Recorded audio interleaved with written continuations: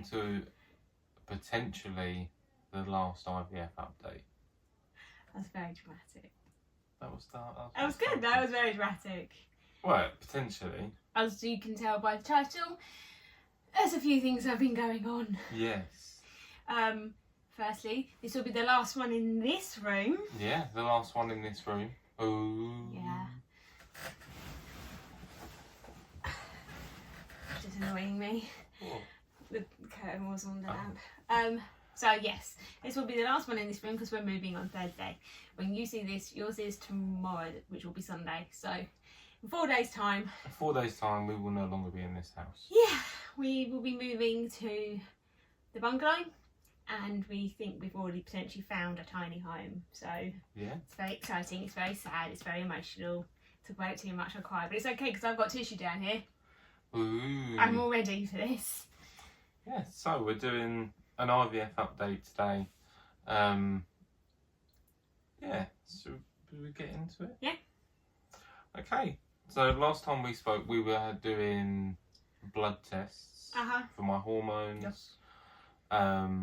We had a urology appointment booked. Yeah. And you needed to have a sample done. Yeah. So, where to start?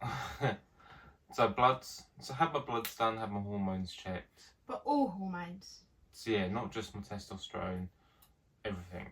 And I think that's the bit that really makes me angry. If we knew to do all of them 18 months ago, we may be in a very different position. Yeah, yeah. So when if you have male infertility and they say, well, just test testosterone, say no, you want them all tested. Yeah, it will be more expensive, but if we had, we might have a very different outcome 18 months down the line. Yeah. That's our piece of advice. Yeah. So I had a full hormone check. Everything was going okay. It all looked all right. And then my testosterone was good. Mhm. I'm as testosterone-y as I can be, which is marvellous. I'm in that good bracket for my testosterone. Mhm. As you can tell, beard, 6'3", testosterone good. Estrogen. So, on average, so I'm not a medical professional. If I get any of these figures wrong, don't hurt me. So, estrogen-wise, so a woman that is ovulating or on her period has an estrogen level of around 1,000. Which is me today. Yeah. So, quite high estrogen.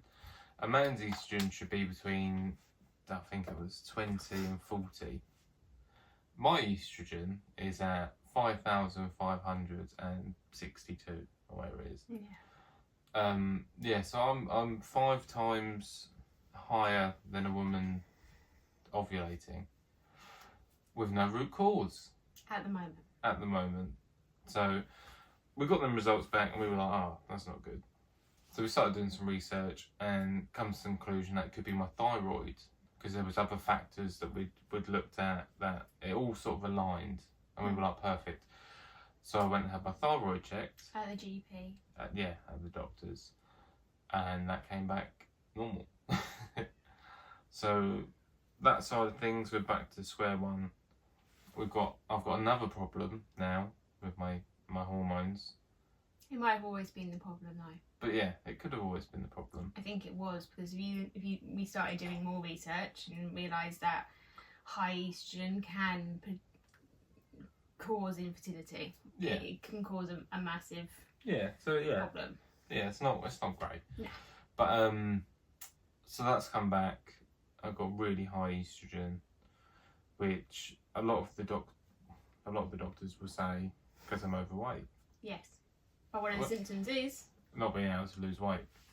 So it's a difficult one. It's sort of like this is the cause. This is what you need to do. You can't lose weight because your estrogen's high. So we called a GP just to see what they would say. Yeah. So I called my GP. I got put on a waiting list for a phone call. 4 days later. Yeah, 4 days. Then I get a phone call about 10 to 7 at night, and it's a doctor, and she's like, oh, so you've requested a call back because of your thyroid? And I'm like, no, no. So I explained, I requested a call back, I had my bloods done privately, and my estrogen levels come back too high. And she stopped me mid-sentence and said, that's impossible, men don't have estrogen. And we were just like, no, all men have estrogen. I have testosterone, like you both have the same. Yeah. It's just what factors are high and low and that sort of thing. And the doctor was like, well, I've been a doctor for 20-something years. I've never heard of that. And we're like, okay, well, thank you for your help. We'll go back to a specialist. Yeah. So she was just like, well, in that I wouldn't understand that because men don't have estrogen. Is it estrogen or estrogen? It's an O, isn't it? Sorry, it's very loud around here. Yeah. It's O-E-S-T. Estrogen. Estrogen.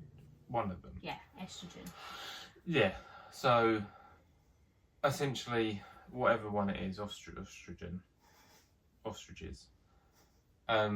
is ridiculously too high, which factors into a lot of different things, which are personal issues that I might not be able to lose weight and all that. But also could be the main cause for my infertility. I think it is. Yeah. Yeah, I think it could be. It's a hormone imbalance. So we've looked at different options, and there potentially is supplements and stuff that I can go on, and so next step with that is to go see a urologist again. Which we'll book in a couple of weeks once we've moved and stuff. Yeah. So then moving on to my sample. So we went and had another sample done. Yeah. It was same as before sort of thing. You go into the waiting room, you wait. It was a bit of a morning as well. I lost Charlie in London. Oh my god, yeah.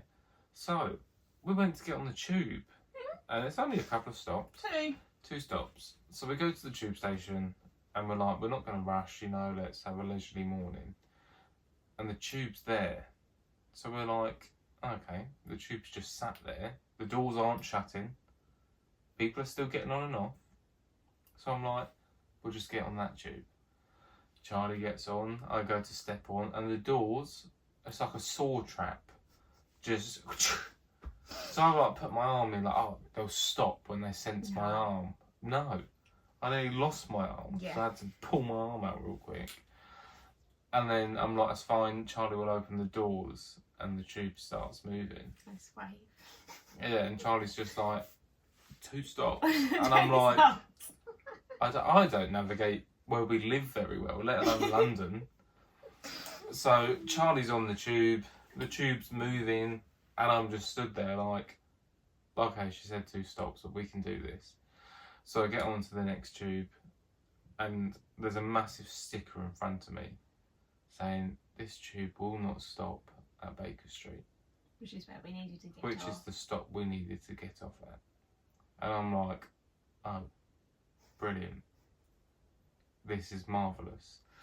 So the tube goes 1 stop, goes 2 stops, and I'm looking, I'm like, Charlie's not here. It wasn't Baker Street. It wasn't Baker Street. I didn't factor in one of them. No. So then it carries on, and I'm like, okay, maybe it's going to stop. And it stops at Baker Street, and I'm like, oh my god, yes. So I get off the tube, and I'm looking around on the platform, and Charlie's nowhere to be seen. And I'm like, so I'm like, I'll just follow these random people. Because you do, don't you? They clearly know how to get out of this tube station.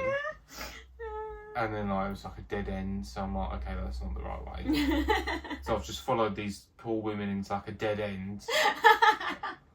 So then we've all come back out, and we're walking around. I come out of the tube station, and I'm looking around. So to factor in, my phone doesn't really work anywhere. No. I get no signal anywhere. No.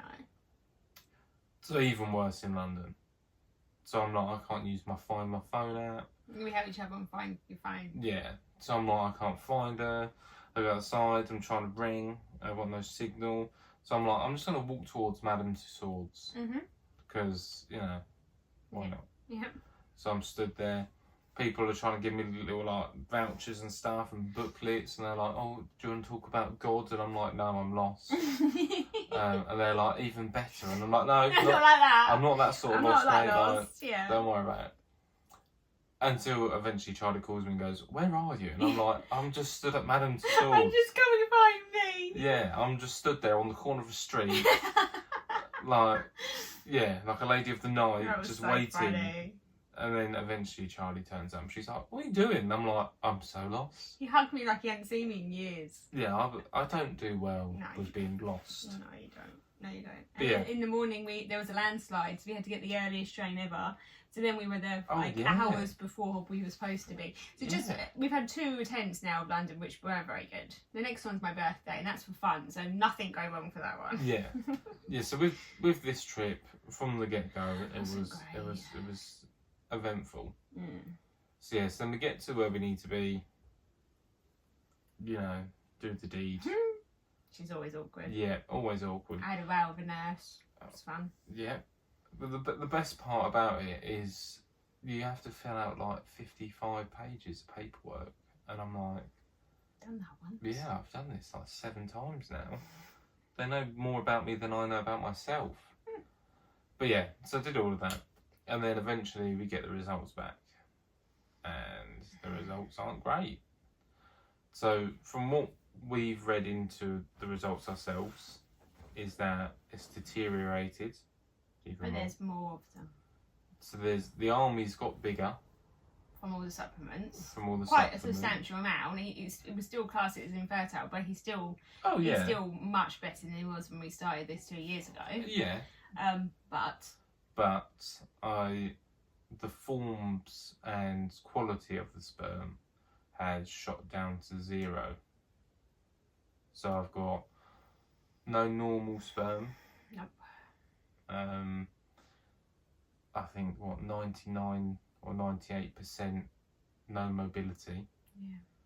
So essentially, I've got a couple more in my little army, but the overall quality and function of them has gone down massively. Yeah.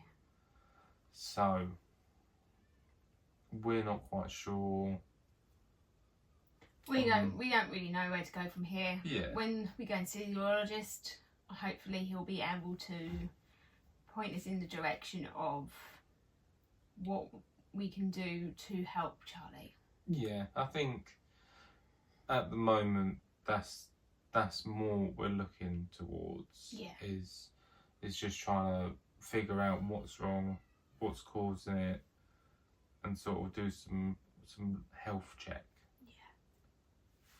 Isn't it? Yeah. Which, yeah, it's not. It's very glamorous, I know. It's alright, it's triple quilted. So. But yeah, so it's not the outcome we were hoping for at all. But the likelihood is that it wouldn't work. It wouldn't work now. There's no way. They wouldn't even recommend us having it. Yeah. There's no way. Yeah, because at the beginning when we first started this, it was very much we could try it with what you got. But now it's got worse. It will be there's no point. It will be if you want to spend that money, you can, but... They would recommend a sperm donor. Yeah. Which we're not going down that road. Yeah, so that's one of the options we're not going to take. But yeah, so it's been... Yeah, it's not been the greatest couple of weeks since finding out. And, it's hard. It's a hard thing. People can sort of try and sympathise with you, but unfortunately, unless you've been in that very unfortunate situation, which personally no one in our families have been in that situation, so it's quite hard for people to be able to sympathise with you without it just coming across as like, you'll be alright. Yeah. But in positive news, we've looked at some holidays and some getting away. I think what we've decided is that this year we're going to write off about a baby. Yeah. We are going to move into the tiny home. We are going to get ourselves healthy. We'll see if there's any treatments and plans and things for Charlie to go on. And like you said, actually get healthy and into a routine and living together and building our home and we want to go to Marrakesh. Yeah. Go to Marrakesh in September. I would very much like to go for my 40th birthday next year to Vegas. There are things we wanted to do. And then for my 30th, we're going to go Route 66. So we're planning a life without a baby. Yeah. That doesn't to say in a year's time, if we go and have, you're going to need regular checks. There's just no way about it. They go, oh, actually, everything's massively improved. Then we'll have the conversation again. Yeah. But right now, unfortunately, it's just not in the stars, is it? At this moment in time, it's not going to pan out the way we thought.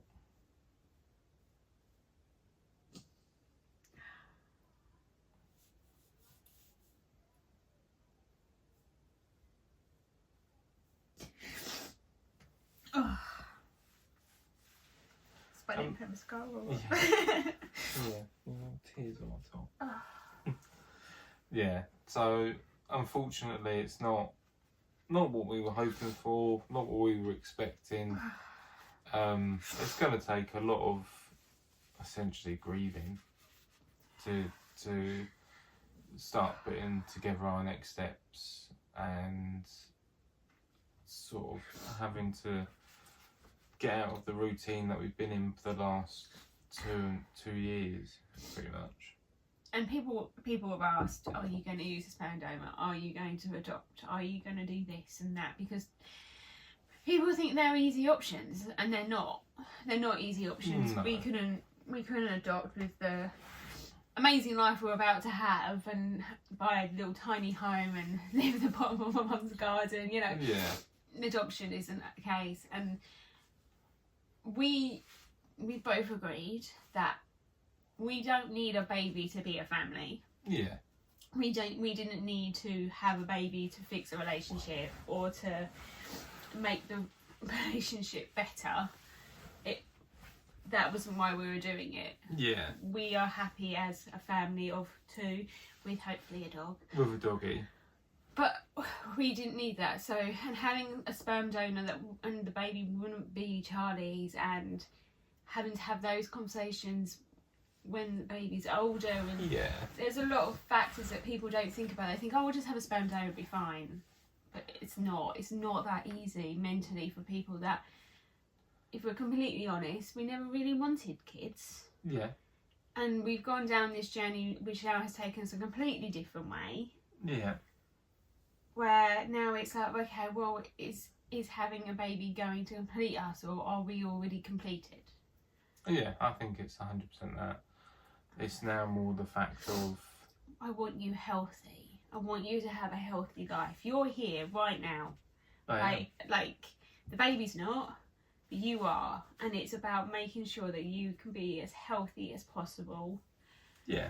And your hormones are in balance, because it's not right. They can't just go, oh, okay, well, it's nothing to do for you. There has to be, like your nan said, if you have high blood pressure, they give you tablets. There has to be something that can regulate it. Yeah. And the only people that are going to know that are the specialists. So we're prepared to pay for that, obviously, because NHS are shocking. Yeah.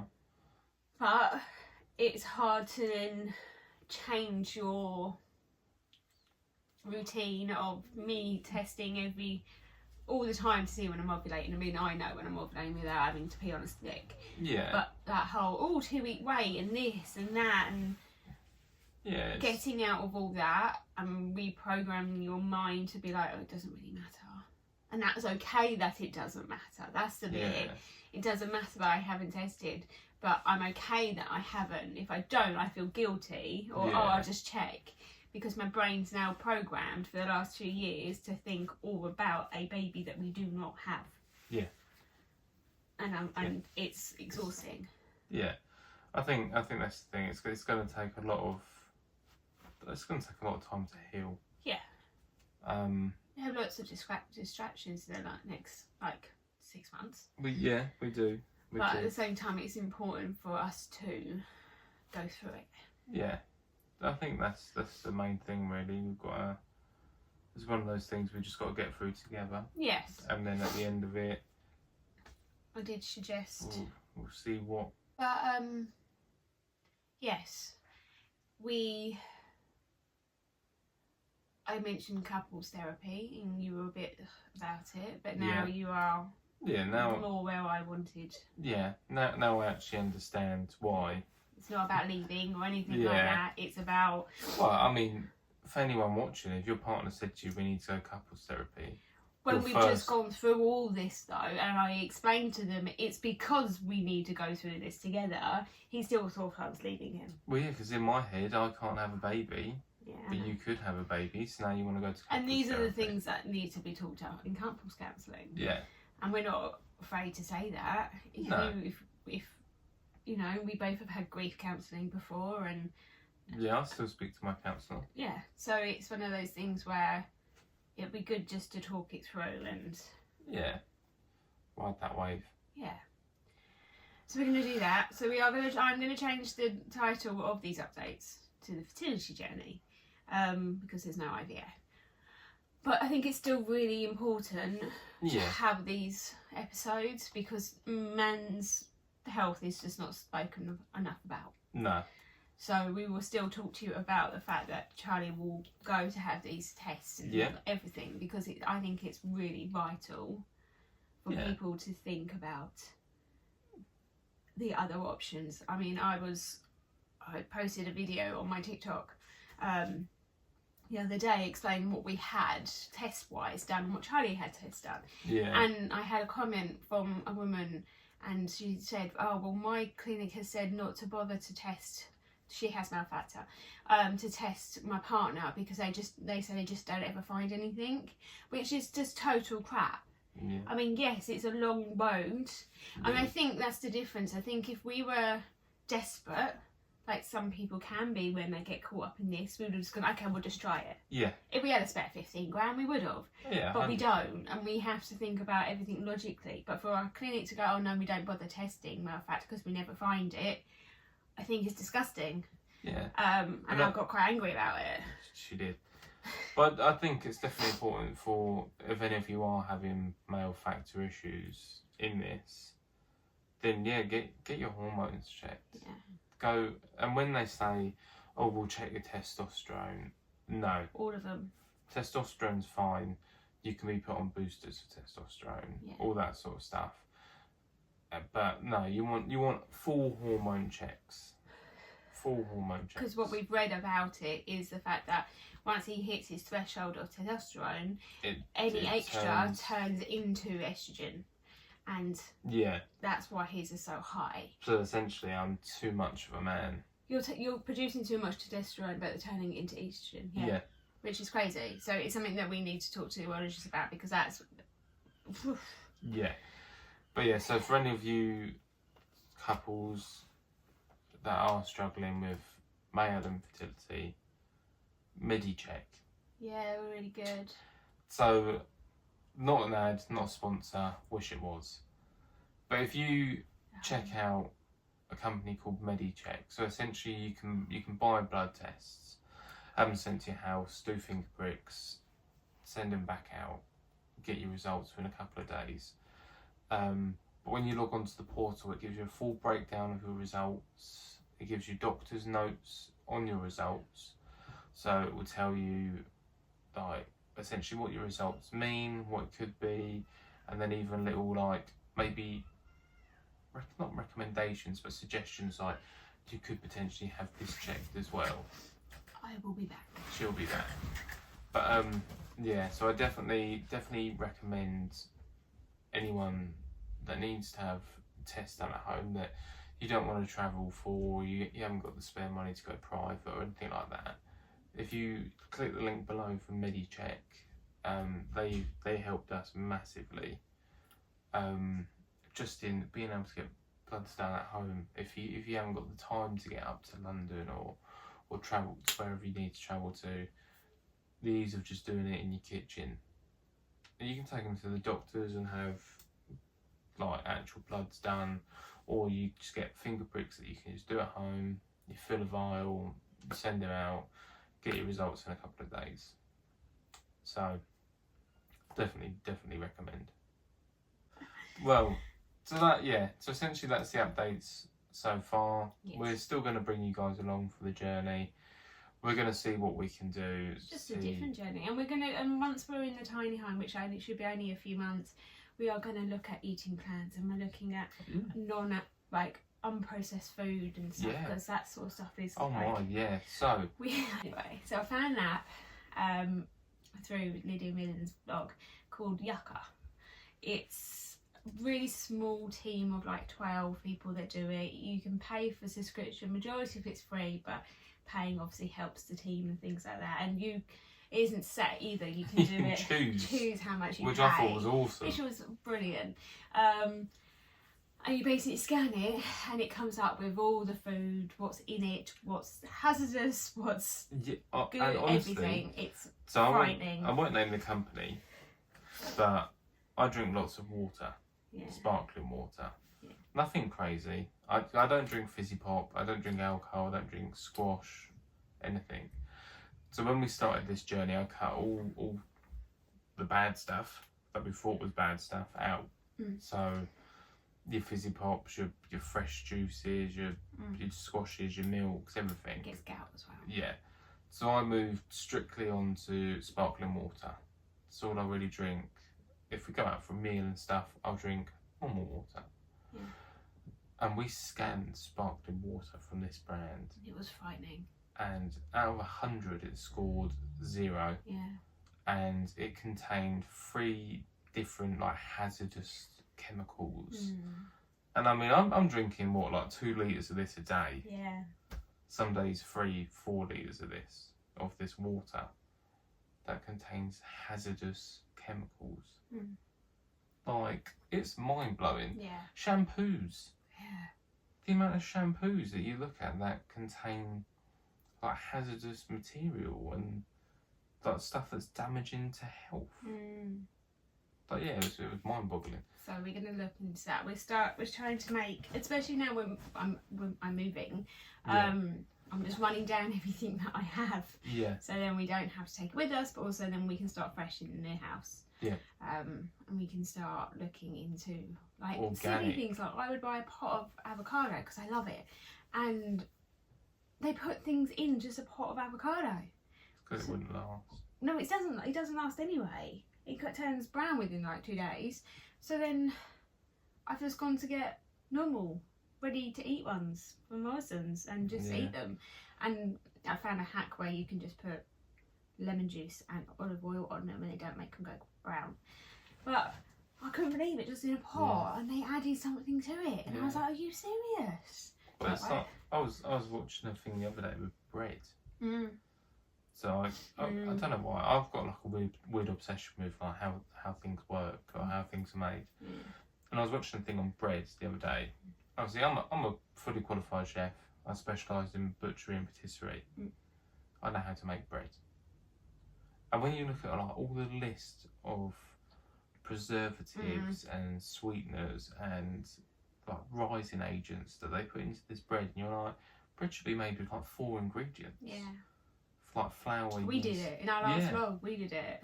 It's easy. Yeah, you can make flatbreads and pizza dough with 3 ingredients, which I get. Obviously, you don't have the time or something like that, but you back do them. Yeah, that's what we'll do.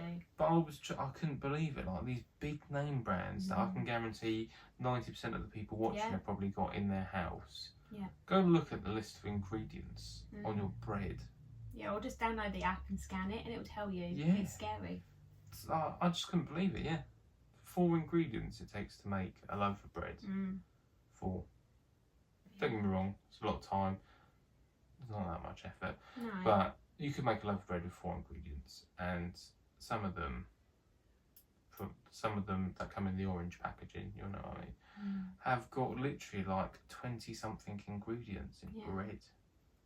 Yeah, so it's that sort of thing. And there's a book that a couple of other vloggers that I watch bang on about by Tim Spector, which is ultra processed food. I can't remember what it's called. I'll put a picture up. And I started audio listening because that's what I can. There it is. And yeah, it's just mind blowing.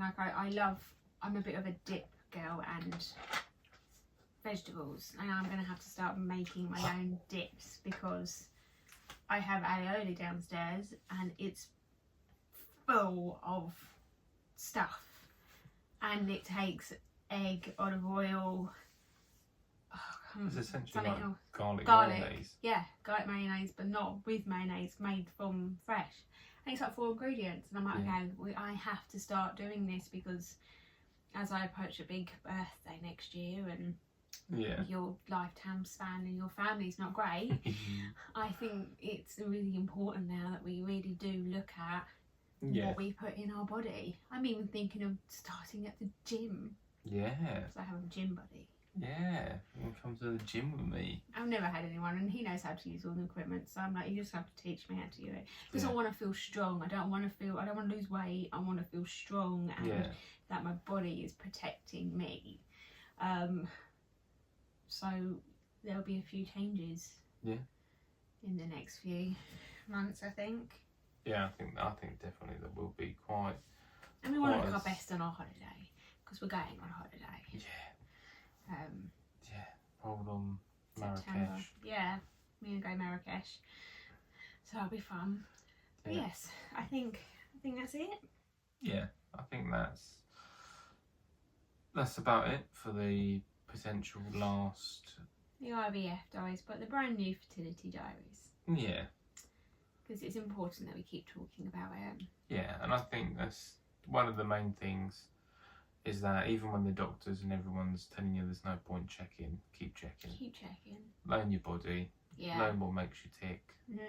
And turn around in a year or two and hold your third finger up to the doctors and say, I'm better now. Yeah, we fixed it. So we'll see. We might not fix having a baby because I'm getting older, but if we can fix our health, health is wealth. Yeah. So yeah. Well, I'm going to go downstairs and see my mum. You're coming with us, and we are going to go get some breakfast. We are. We're going to go find some lovely food to eat because the weather is booming. It's really nice. I'm with Trevi this afternoon. Yeah. I'll be doing uni work. Yeah. So. Don't forget to like, comment, and subscribe. We'll see you all in the brand new series of Fertility Diaries. And yeah, there's some awesome things to come. So. It has been a doom and gloom episode. Very sorry about that. Yeah, but don't forget. That's the whole point. There can always be good stuff in life. When times are tough. We have each other. We have. That's all that matters. We've got each other. We still wake up in the morning. So, thank you for coming along so far. We'll see you soon. Bye. Bye. My legs. My legs. I'll keep it at you.